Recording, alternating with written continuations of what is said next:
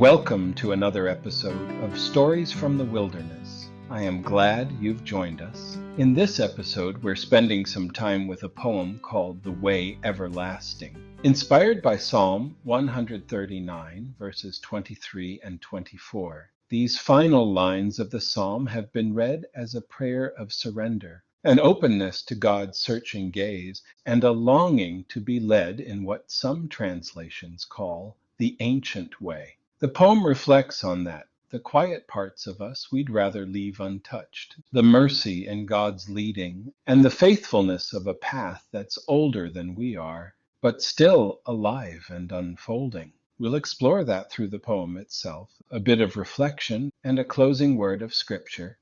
Thanks for being here. The Way Everlasting, after Psalm 139, verses 23 to 24. Come search me, Lord. In those places I look away, the quiet corners I leave unnamed. Trace the breath I never speak aloud. Sift the marrow from my prayers. See if a weight still clings to me. What I have left nameless, your hand reveals all. And as I continue toward darkness, you show the better way. You never force. Your direction is kind. And in that mercy I walk. I follow behind you, even when I lag. And you never slow. In those places I called safe, each step is known to you, each sorrow is accounted for, and every path you offer leads me home. Search me, O God, and know my heart. Try me and know my thoughts, and see if there be any way of iniquity in me, and lead me in the way everlasting. There's a kind of ache in being known, not the kind that wounds, but the kind that heals by uncovering. Psalm 139 invites us into that ache, not as a threat, but as an invitation. Search me, O God. That isn't just poetic language. It's a vulnerable surrender, asking God to come into the places we'd rather leave untouched. And by the end of the psalm, we get this quiet plea, lead me in the way everlasting.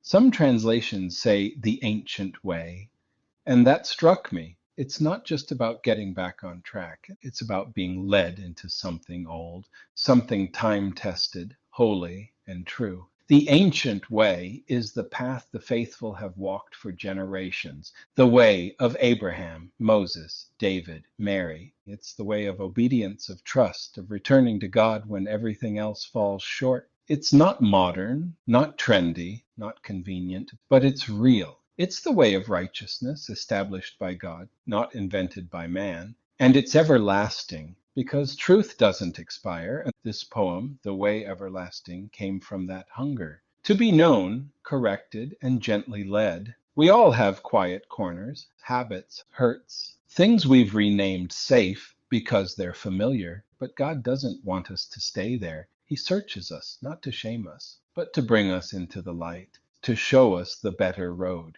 You never force, I wrote, because he doesn't. He beckons, he walks. And even when we lag behind, he doesn't grow impatient. That line, each sorrow is accounted for. That was for me, to remind myself that God doesn't overlook the grief we carry. He factors it in. He knows the terrain we've walked. The ancient way isn't nostalgic, it's sacred. It's not backward looking, it's forward moving in the footsteps of the faithful. And most of all, it's the way of Christ. Because the way everlasting is not just a direction, it's a person. Jesus didn't just walk the road, he is the road. So when we ask God to lead us in that way, we're not asking for clearer maps, we're asking for his hand. And if Psalm 139 is the prayer, then maybe Jeremiah 6:16 is the echo. Stand at the crossroads and look. Ask for the ancient paths. Ask where the good way is and walk in it, and you will find rest for your souls. That's what this is about. Not a destination, a direction, and the promise that God walks it with us, step by faithful step. Thanks for listening today. If this spoke to you, linger with the words. Let the Spirit speak beyond the poem. And as always, may you walk in the ancient way, the better way, the way everlasting. Until next time, God bless.